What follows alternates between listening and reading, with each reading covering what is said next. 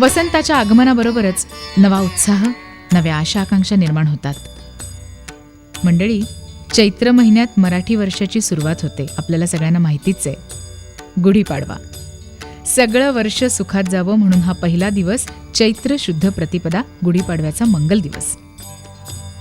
प्रभू रामचंद्र वनवास संपून अयोध्येला याच दिवशी परत आले. अयोध्या नगरी सजवा असं भरतानी सांगितलं. लोकांनी घरोघर तोरणं बांधली, गुढ्या उभ्या केल्या. शालिवाहनानं शक राज्यावरती स्वारी करून जय मिळवला. त्यामुळे लोकांचे हाल कमी झाले. आनंद दिन साजरा झाला, तोच हा दिवस. भारतात हा सण सगळीकडे साजरा होतो.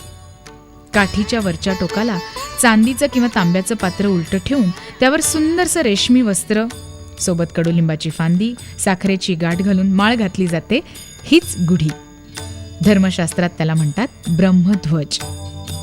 हा दिवस नवीन संकल्प करण्याचा, वाईट सगळं विसरण्याचा, नववर्ष आनंदात जावं म्हणून प्रार्थना करण्याचा, गोडधोड खाऊन आनंद साजरा करण्याचा, नव्या चाहुलीचं, आनंदाच्या पाऊलखुणांचं स्वागत करण्याचा.